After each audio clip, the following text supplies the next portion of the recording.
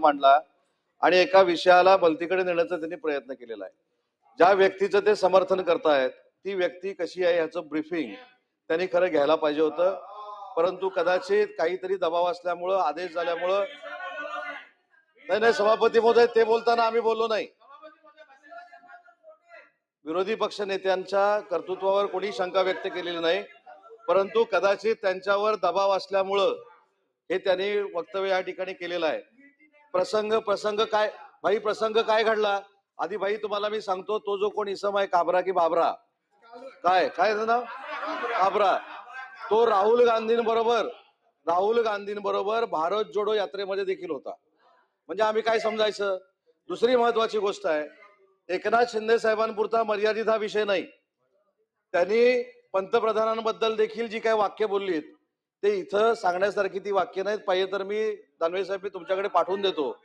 मराठी भाषेत, मी मराठी भाषेचा मंत्री आहे, मराठी भाषेच्या क्रियापदांचा आणि विशेषणांचा त्यांनी उच्चांक गाठलेला आहे हिंदीमधनं। जे मराठी शब्द सर्वसामान्य देखील वापरत नाही अशा पद्धतीचे शब्द सुप्रीम कोर्टाला देखील त्याने वापरलेले आहेत। तर मला असं वाटतं की अशा गोष्टीचं समर्थन कोणी करू नये। ज्या व्यक्तीला, ज्या नेत्याला, ज्या तत्कालीन मुख्यमंत्र्यांना आणि विद्यमान उपमुख्यमंत्र्यांना महाराष्ट्राची संस्कृती जपली म्हणून वारकरी सगळे सत्कार करतात, अशा व्यक्तीबद्दल तर तो बोललेलाच आहे, परंतु आनंद महिंद्रांबद्दल तो बोललेला आहे, मुकेश अंबानींबद्दल तो बोललेला आहे।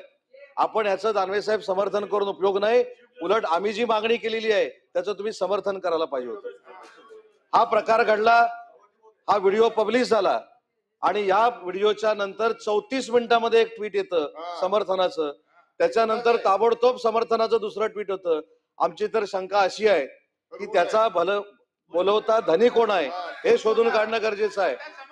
हा आमचे नेते, मुख्य नेते एकनाथ शिंदे साहेबांपुरता मर्यादित हा विषय नाही। संविधानामध्ये आम्हाला जे सांगितलं जातं की अभिव्यक्ती स्वातंत्र्य आहे, आम्ही देखील 5-5 वेळा सभागृहामध्ये आहोत, आम्ही देखील समोरचा बोलताना कधी आम्ही बोलत नाही, परंतु अभिव्यक्ती स्वातंत्र्य असताना त्यानं वाटेल ते बोलावं असं काही संविधानामध्ये लिहिलेलं नाही। त्याच्यामुळे मला दानवे साहेब असं वाटतं की तुम्ही विरोधी पक्ष नेते आहात।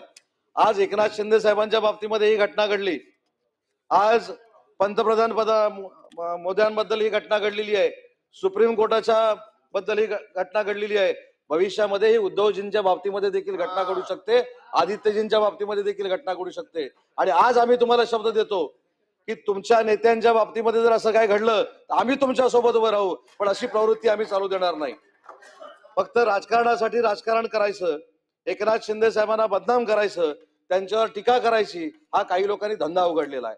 आणि म्हणून मला असं वाटतं की जो कोण स्टँडअप कॉमेडी आहे त्याच्या व्यक्तिमत्वाबद्दल, त्याच्या कलेबद्दल कोणाचं दुमत असण्याचं काही कारण नाही, परंतु ज्या पद्धतीनं तिथं जे सांगितलं गेलं, मंत्री महोदय अगदी बरोबर आहे, ही संस्कृती नाही, ही विकृती आहे आणि ही विकृती आपण सगळ्यांनी एकत्र येऊन ठेचली पाहिजे। शेवटी लोकशाहीमध्ये आपण लोकप्रतिनिधी म्हणून वावरत असताना सगळीकडे मुख्यमंत्री झालेले आहेत, प्रत्येक पक्षाचे पंतप्रधान झालेले आहेत, पण भारत जोडो यात्रेमधनं हा माणूस फिरतो याचा अर्थ आम्ही काय समजायचा आणि महाराष्ट्रातल्या जनतेनं काय समजायचा याचं विश्लेषण देखील होणं गरजेचं आहे। आणि ज्या पद्धतीनं सभापती महोदय जाती जातीमध्ये भेद निर्माण करण्याची ही व्यक्ती प्रयत्न करते आणि पुन्हा एकदा ते संविधानाची कॉपी हातात घेऊन ट्विट करून एकनाथ शिंदे साहेबांना ते आव्हान नाही आहे, नरेंद्र मोदी साहेबांना ते आव्हान नाही आहे, खऱ्या अर्थानं लोकशाहीला दिलेलं ते आव्हान आहे। संविधानाची कॉपी हातात धरून तो माणूस काय सांगतोय, माझं कोणी काय वाकडं करू शकत नाही। आम्ही तर मुख्यमंत्री महोदयांकडे मागणी केलेली आहे, मुख्यमंत्री महोदयांकडे आजही आमची मागणी आहे, त्याच्या बाबतीत नाही, भविष्यामध्ये कोणाच्याही बाबतीमध्ये अशा बोलण्यावरनं वाद जर निर्माण होत असतील तर ती विकृती ठेचून काढली पाहिजे, या मताचे आम्ही सगळे लोक आहोत।